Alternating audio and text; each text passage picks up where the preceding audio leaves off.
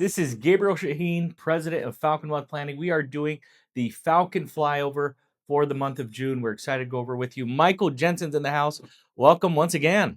It's a pleasure. We had quite the quarter here, so ready to do a little recap and rock and roll. Well, we're going to go over this here, folks. We had a lot to talk about with stocks. Really had a big May and June, bouncing back from the April drop. I mean, that was pretty bad as well. Talking about U.S., international, global diversified portfolios. So we got a lot to go over. All right, well, let's start us off, Mike. I would love just kind of your input here just on what happened towards the back end of last quarter.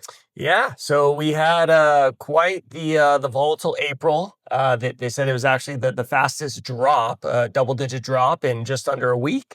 And then we rose back up and we saw the quickest recovery over the last 3 months.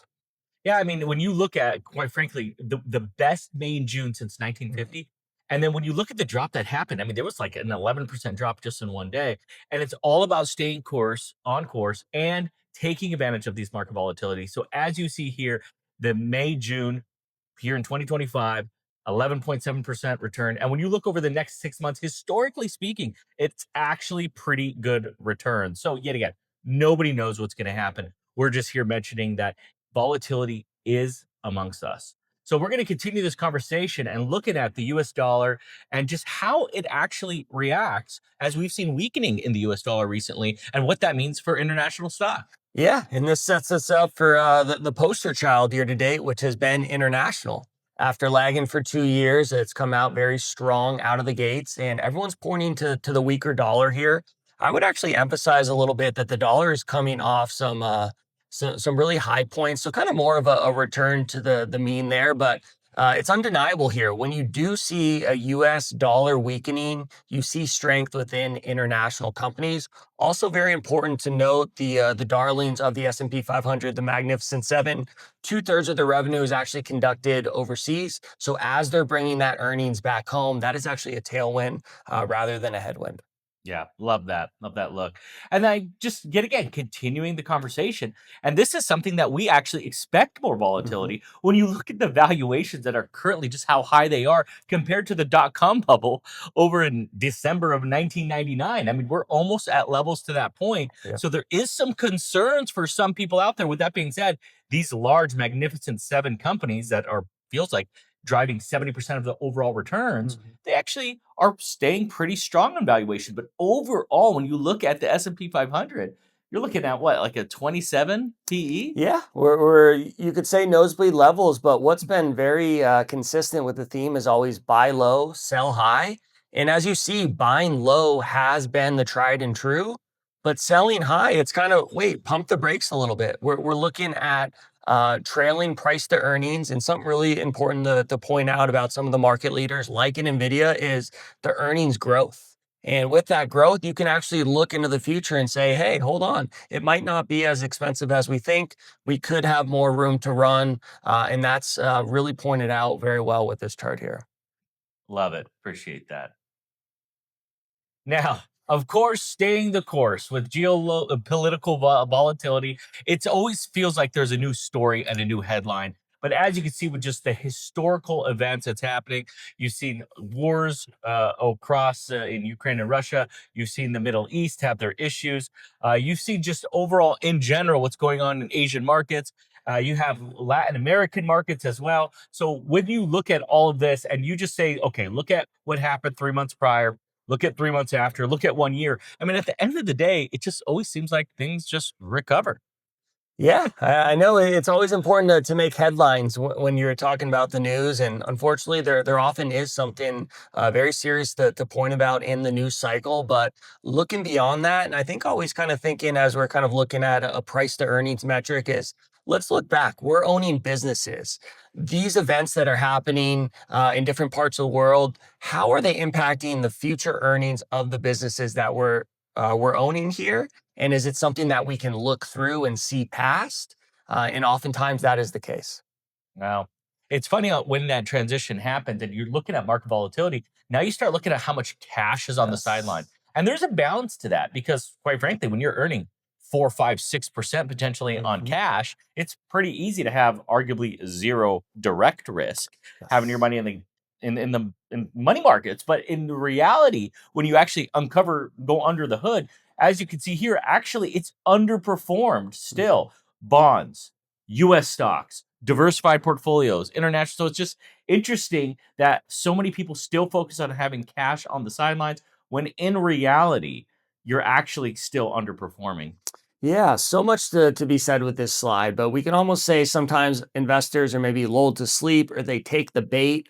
They take that high interest rate payout on the money market or on the CD. And what's really important is what's your longer term vision here? We could have short term rates being lowered with the Fed. Sure, a 4%. You call it risk free rate. That could lull you to sleep, but it's times where in April, it's what are you doing with that? Are you staying nimble? Are you looking to put money to work? Because no matter what that headline rate is, that's not a forever strategy. Yeah. And then, of course, just looking at where the Fed funds are. Obviously, there's you could talk drama with our Fed chair, Jerome Powell, and so on, and Trump. But pushing all that to aside, when you look at the Fed fund rate and how inflation is historically above Mhm. what bonds are, I mean that's typically a good sign. As you can see here, when you look at 2.2% versus 7%, typically it shows for opportunity, which is very logical Yep. because if interest rates end up coming down, bond prices go up. So the fact that it's inverted right now gives us room for when markets and rates eventually do go down. Yeah, very important to understand that inverse relationship with rates and how that could impact the income part of your portfolio. And I think that's going to be a very good lead in here when we start to look at more of, call it your classic 60/40 balanced portfolio.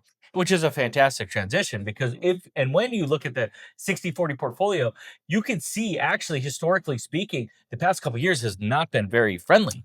And Yes. so which is why a lot of us our portfolios, we do have tilts. We do have tilts towards value and small cap and international, and we move from time to time to large cap growth and so on. So we are able the past few years to really take some great participation into the markets. But when you look here, just at what's happened historically since 1926, and then really over the past maybe couple years, you can see the divergence a little bit. So you can't win all the time, but that's why discipline is everything. Yeah, and so important of like why are we balanced in the first place? Why do investors typically find themselves somewhat in a 60/40 portfolio at retirement?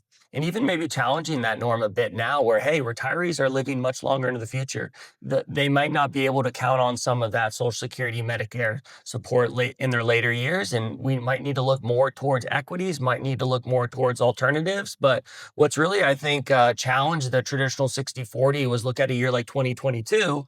You're talking, hey, the reason I have the bonds is because when the stocks are down, this is the place to hide. It wasn't the case in 2022. They're coming up some tough comparisons. And how are we looking to augment some of that classic belief of a 60/40? And that makes so much sense, right? Because when interest rates go up, like it did in 2022, Yes. bonds got smashed. So the correlation was pretty high. Everything dropped 20%, it felt like during that time. So, and it's funny, as we go to this next slide here, this is why, as you've seen, a lot of you have more alternative investing in your portfolio. Now, that doesn't mean that you have illiquid investments or you have weird investments. That just means is when we are worried about increased interest rates or when we're worried about not getting the return based on the risk that we like, that's where we start looking at alternatives. So you could see the US stock market has a 1-to-1 ratio with itself. That's very simple. But when you start going, because we want uncorrelated assets, we Yes. truly want when something goes down, you don't want everything to go down. So you can see in the alternative assets right there in the middle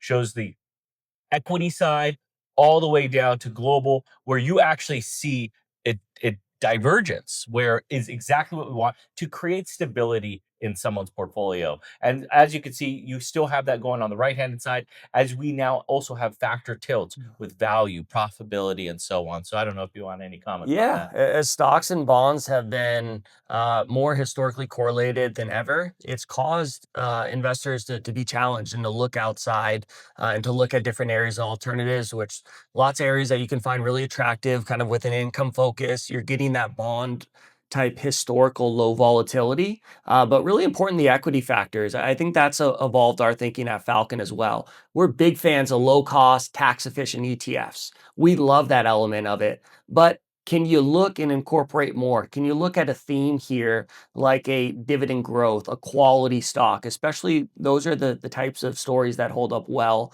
when you get something like an April sell off. So I think that brings us to the end of the slides there.